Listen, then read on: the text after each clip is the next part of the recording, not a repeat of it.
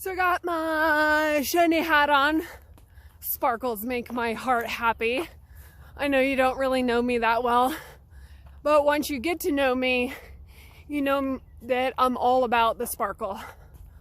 Just something just literally makes me happy. And you know, when I'm afar, like my kids can see where I am, because literally this is like a disco ball, wearing a disco ball on your head. Super fun. Anyway, speaking of kids, just wanted to know if I could just kind of be real with you for a minute. You know, you've seen the business side, that strategic side, but also that human side of me is I got, like I told you, 8 kids. Currently, 2 17-year-olds, 2 13-year-olds, an 11, a 10, a 9, and a 6. And life is stinking rough.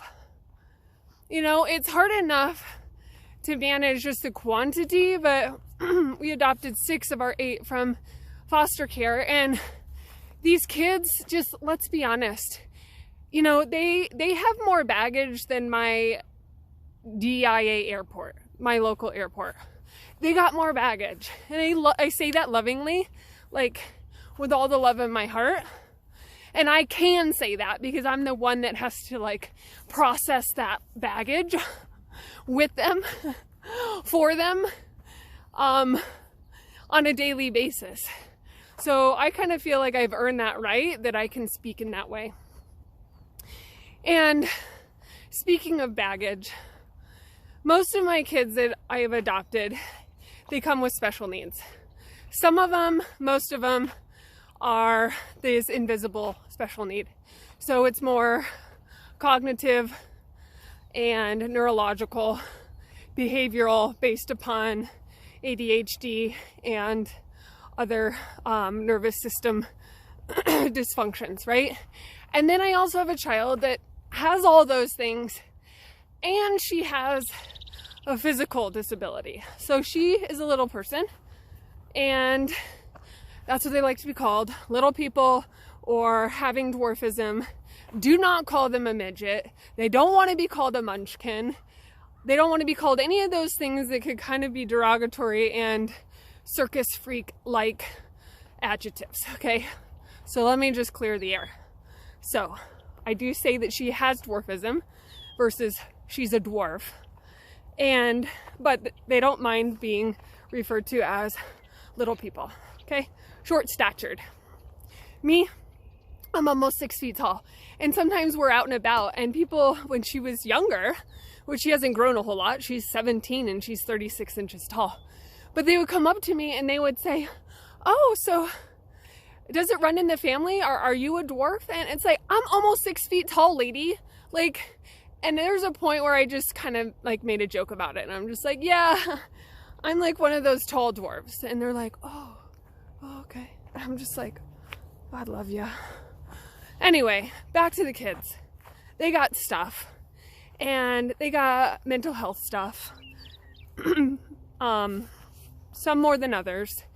I have like 13, 14 in-home therapists a week that are coming for the kids, and then I have a couple that are supporting me in supporting them. So there's a lot going on. And I have this new business. Okay, so I've been juggling all of that, plus just all the basic requirements of a mom and a wife. You know, let's be honest, you know, there are responsibilities and obligations, you know what I mean, that just weigh on you as a woman, and also a working woman. And then on top of that, here is the real nitty-gritty. Here is the too much information you didn't need to know, but I'm gonna tell you anyway, because this is my channel, and if you don't like it, I'll give you a second to turn it off now. Oh, you're still here? Okay, because you like to hear the dirt. You want to know the drama. Everyone wants to hear someone else's sad story, so their story doesn't seem so sad. That's okay, I'm willing to be that guy for you. Anyway, my kid has been, let's see, it is now almost end of April, 28th of April. 2022. And my kid has been in the psychiatric hospital 5 times in 2021. Each time, let's see, 4 of those were, 3 of those were 9 days. 1 of them was 14 days. And then 1 of them was 4 weeks. Okay. And then tailing this last one that was 4 weeks, which ran into January 2022, that turned into a residential stent for 4 months. I just got her out. They actually just forced me to take her, actually. She wasn't ready, but essentially they said, she has reached the max benefit of our program. What? What does that mean? Does that mean you're kicking her out? You've given up on her? You're like, hey, we're the professionals with all the knowledge and experience and clinicals. And yeah, we can't help you further. And so I'm like, thanks. You damaged her even greater. And then you send her back. And then you expect me, who is just, an average Joe, to be able to take this on and try and re-assimilate an inmate back into civilian life with no supports. Thank you, government. That's wonderful. So when you adopt children from the county, oh, it's so amazing. They do give you medical benefits, right? State-run Medicaid. Fabulous. Like, I'm not complaining, but I am complaining a little bit because yes, we have access to a lot, and yet there's so many limitations, and providers think that Medicaid is like the bubonic plague. Really, some of them are just like, no, no, gracias, I'm not going to play. And so therefore, it is limited to who and what quality of facilities and practitioners we can use. We are a faith-based family. It would be great to be able to bring her to a faith-based program that has some, hope and hope-derived program, right? Other than inside of her, because she has no hope right now. It needs to be greater than her. The hope needs to be someone else is in control and he has you in your arms. But Medicaid doesn't, church and state, pay for anything, any program that supports that kind of faith-based program, curriculum. So it's either you pay $5,000 a week. That's what it costs. $5,000 a week. My kid was in for 4 months and had 5 stents prior. Every 9-day stay at the acute facility was like $20,000. That's the bill. My kid is $1 million baby. And yes, the system continues to break her. The system broke her when she was small and continues to break her, and us, all of us taxpayers.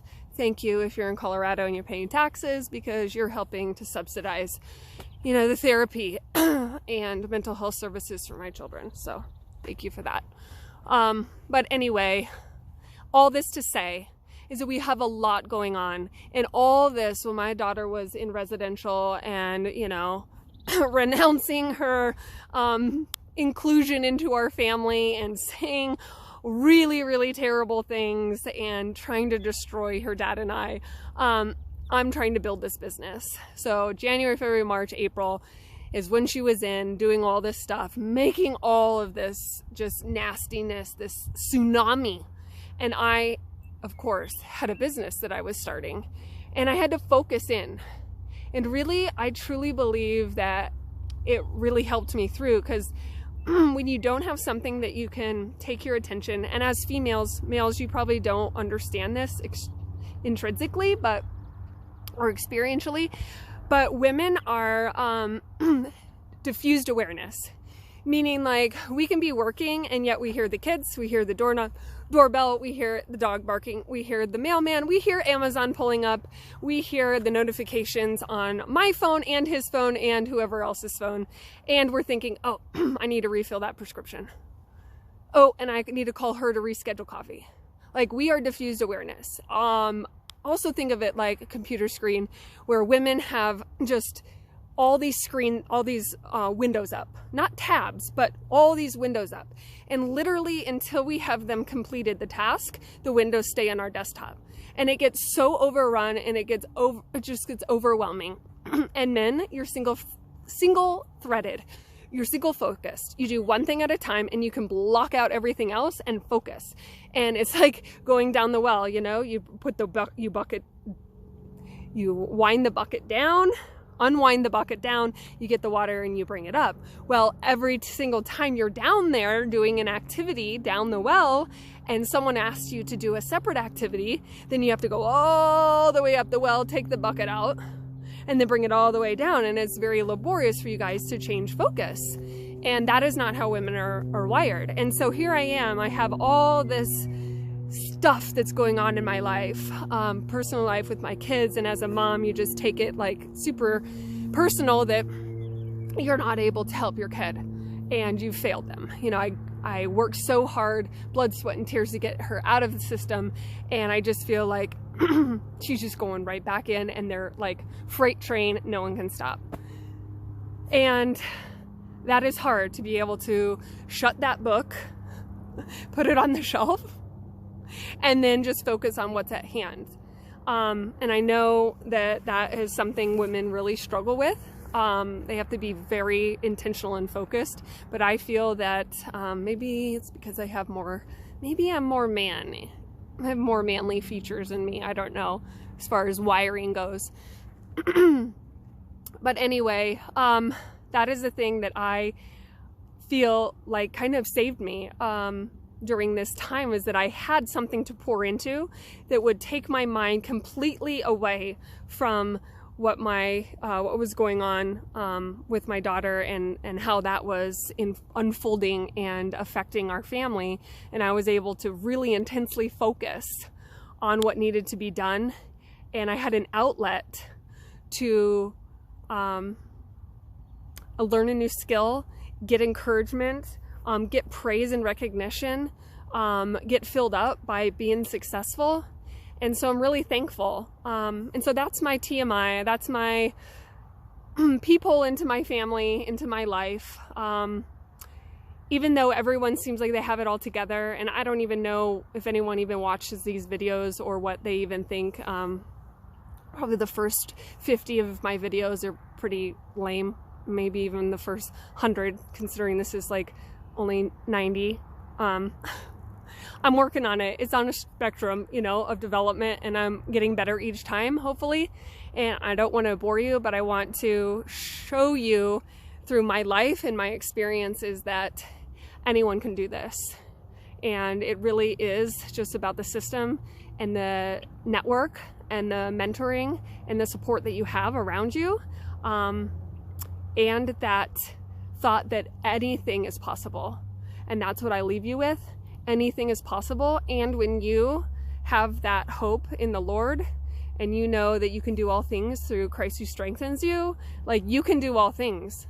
I can do all things, and I'm doing all things through him because he strengthens me.